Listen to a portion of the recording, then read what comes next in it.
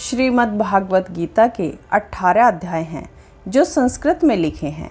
भागवत गीता में श्री कृष्ण ने अर्जुन को ये ज्ञान धर्म युद्ध कुरुक्षेत्र में लगभग 5000 वर्ष पूर्व दिया था। इस समय मनुष्य धर्म का उल्लंघन कर रहा था। लालच इतना बढ़ गया कि भाई भाई का दुश्मन हो गया। छल कपट इतना ज़्यादा हो गया कि छल से सारा राजपाट और द्रौपदी को भी जुए में जीतकर उसे भरी सभा में अपमानित किया गया।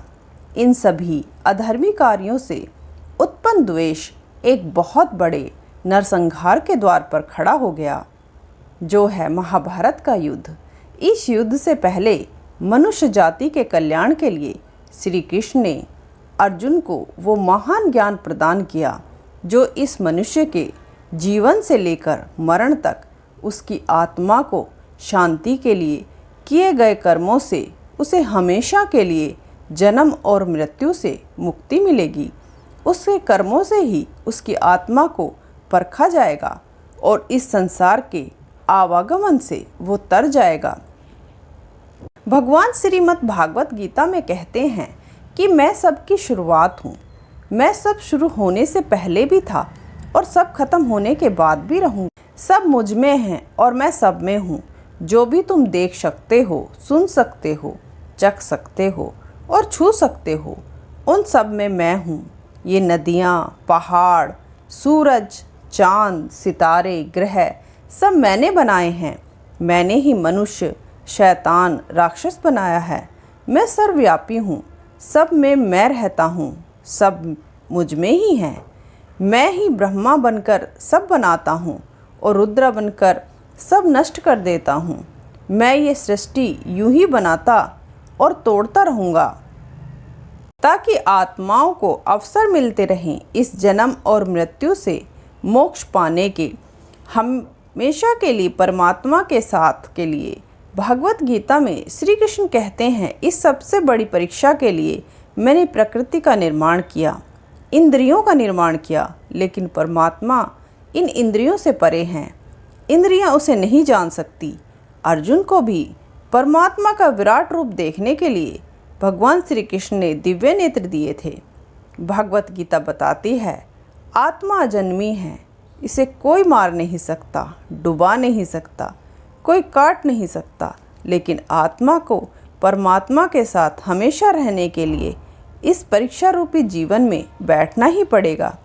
इस परीक्षा के लिए आत्मा को परमात्मा से बिछड़कर किसी न किसी रूप में जन्म लेना ही पड़ता है और 84 करोड़ योनियों को जीने और भोगने के बाद ये मनुष्य जीवन मिलता है।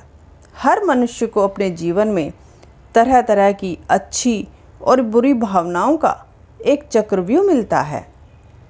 इस चक्रव्यूह में हर आत्मा को अपने अंदर के गुण और अवगुण से निकलकर परमात्मा में लीन होने के लिए सात्विक जीवन का चुनाव करना पड़ता है।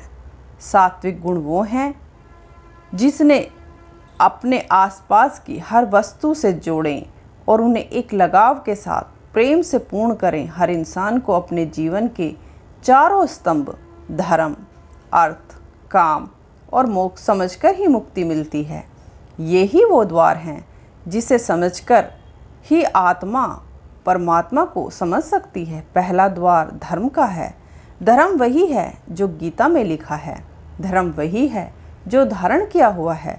धर्म वही है जो आपका दिल मानता है, जैसे झूठ नहीं बोलना, चोरी नहीं करना, दूसरों का निरादर नहीं करना, दूसरों को नुकसान नहीं देना। हर आत्मा को अपने जीवन काल में धर्म का पालन करना होगा और उसकी रक्षा करनी होगी। दूसरा द्वार अर्थ का है।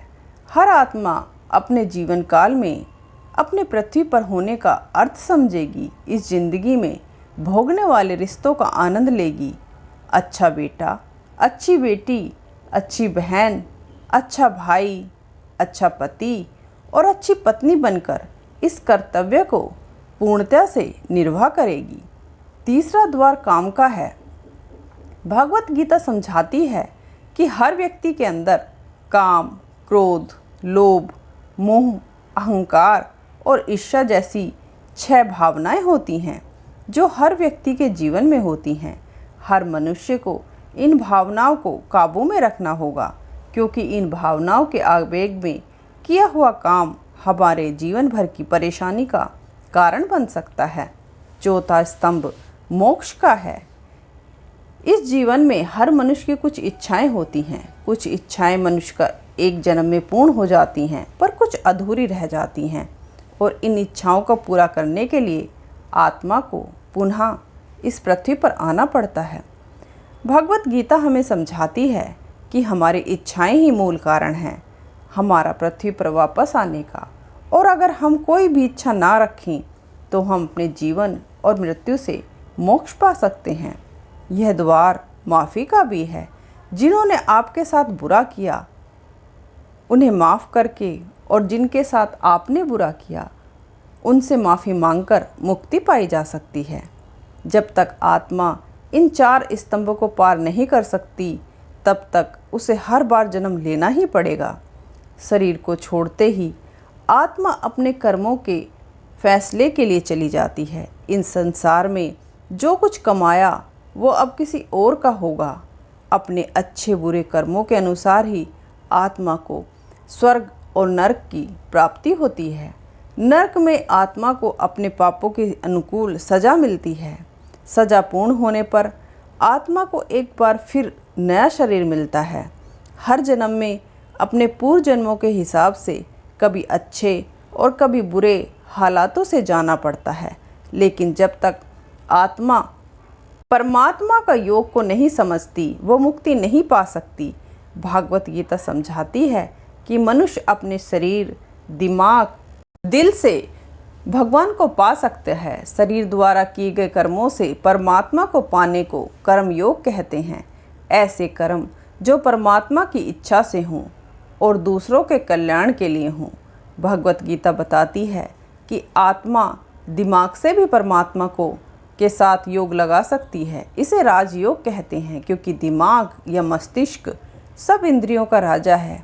एक मनुष्य अपनी आस्था, सांस प्रणाली, आसन, अभ्यास, साधना या तपस्या से परमात्मा को इस योग के रास्ते पा लेता है।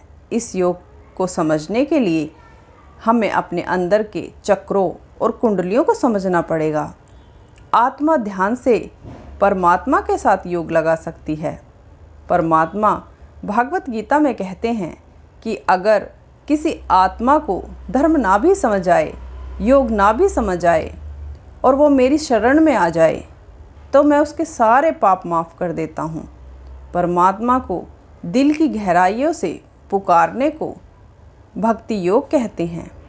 लेकिन आत्मा अपने होने का मूल कारण भूल के धर्म का उल्लंघन करे या पाप के रास्ते पर निकल जाए, तो उसे ठीक करने के लिए परमात्मा किसी न किसी रूप में खुद जन्म लेते हैं। श्रीमद् भागवत गीता का सार जानकर परमात्मा के साथ योग लगाएं। अगर आपको यह वीडियो पसंद आए तो औरों को भी शेयर करें। धन्यवाद।